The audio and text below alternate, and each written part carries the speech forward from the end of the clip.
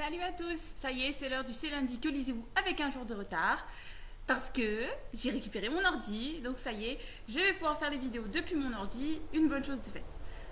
Donc voilà, c'est lundi plutôt pauvre, j'ai pas lu grand chose la semaine dernière parce que ça y est, pour ceux que ça intéresse, j'ai fini Sakura chasseuse de cartes en animé, ce qui m'a beaucoup occupé. Les 70 épisodes et les 2 films sont achevés.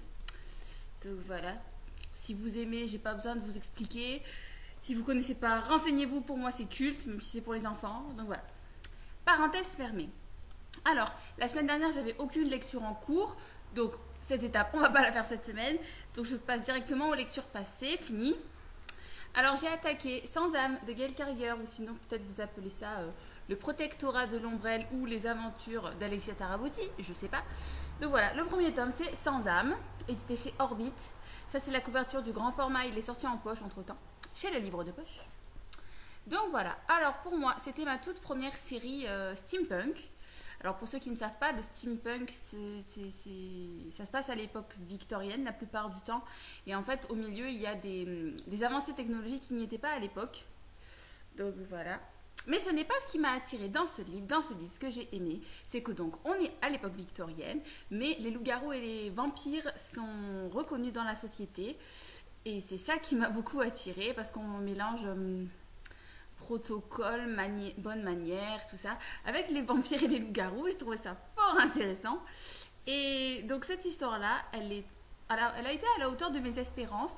Alexia Tarabotti, c'est donc un être qui est sans âme. On vous expliquera ce que c'est dans le livre. Et ce qui fait que c'est un personnage fort, elle a la langue bien pendue. Et tout en restant polie avec les bonnes manières. Le mélange est possible, je vous assure, elle y arrive. Et j'ai trouvé ça très très marrant d'avoir ce mélange entre des discussions comment dire, assez acérées, tout en restant polie avec les bonnes manières de l'époque, de faire attention. Elle n'a pas le droit d'aller toute seule dehors sans un chaperon, enfin toutes ces choses. J'ai trouvé ça vraiment rigolo, surtout que donc il y a Lord Macon. Je ne vous dirai pas si c'est un vampire ou un loup-garou, vous le découvrirez en le lisant. Et les dialogues entre deux sont explosifs et on s'amuse, on s'ennuie pas dans ce livre. Donc voilà. Je vous le conseille donc, le tome 1 d'Alexia Tarabotti, Sans âme, écrit par Gail Carriger. Voilà, alors, ensuite, comme si je n'avais pas eu assez de Sakura, j'ai décidé de me refaire des mangas. Donc le tome 1 et le tome 2 de Clamp. C'est trop beau, des superbes illustrations, c'est mignon, c'est de la magie, c'est beau, c'est Sakura, je sais pas. Vous avez tous un dessin animé qui marque votre enfance, qui vous donne la patate, même si vous savez que c'est plus du tout de votre âge. Et bien moi c'est Sakura, je suis addict. Voilà. Après j'ai changé complètement de registre. Sakura c'est bien enfantin. Après j'ai lu une BD pour adultes. J'ai lu Péché mignon, le best-of, écrit par Arthur de Pin et dessiné par Maya Mazourette, ou l'inverse, je ne sais pas. Vous avez sûrement déjà vu des petits dessins comme ça. Donc voilà. Alors cette BD, je le dis direct, c'est branché cul, beaucoup. Il n'y a pas que de ça, en fait c'est les rapports hommes-femmes de manière générale. Mais j'ai trouvé ça très très rigolo, donc si ça vous intéresse, il est pas mal du tout. Et j'ai oublié de vous dire ça, ça vient de chez France Loisirs et Sakura c'est édité chez Pika. Donc voilà, Péché mignon. Je vais vous montrer une illustration sans pour autant que ce soit olé olé, je vous rassure. Alors où est-ce qu'on peut la voir? Ça c'est notre personnage héros principal, Clara. Je trouve que les dessins sont super mignons. Voilà, ensuite, ma lecture encore, sauf que je ne trouve pas du tout le courage d'avancer dedans, c'est assez pénible d'ailleurs.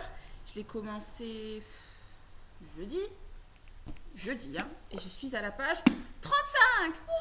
C'est que c'est pas du tout le livre qui me fait envie en ce moment. J'ai peut-être une panne livresque, et ça, ce serait bien dommage. Donc, Hate List de Jennifer Brown, édité chez Albin Michel Louise, et voilà, donc aucune motivation pour le lire. Je viens de penser que j'ai oublié de vous sortir tous les livres que j'avais besoin. Mon autre lecture en cours que j'ai commencé hier, c'est donc La probabilité statistique de l'amour au premier regard, écrit par Jennifer A. Smith, édité chez Hachette. Sauf que moi, je le lis en anglais. Si vous avez envie de le voir, je vous invite à regarder ma dernière vidéo IMM d'hier. Donc ça, j'ai lu 10 pages aussi parce que j'ai eu des journées donc très chargées avec mon ordi. Je redécouvre tout mon ordi parce qu'il est donc tout vide. J'ai perdu les données, donc je dois tout réinstaller le logiciel. Ça prend du temps. Petit racontage de live passé. Donc voilà. Alors mes prochaines lectures, ce sera encore Comment sauver un vampire amoureux de Bess Fantasque, édité chez Le Masque, que je n'ai donc pas ici parce qu'il est dans ma chambre. Et ce sera tout parce que Hatelist, le temps que je le lis, ça va me prendre des folies. Et puis bien évidemment, je vais continuer de les Sakura chasseuse de cartes. Donc voilà, messieurs, dames, je vais vous laisser. Je vais donc attaquer la lecture. Et je vous dis donc à la semaine prochaine. Un lundi cette fois-ci. Ciao!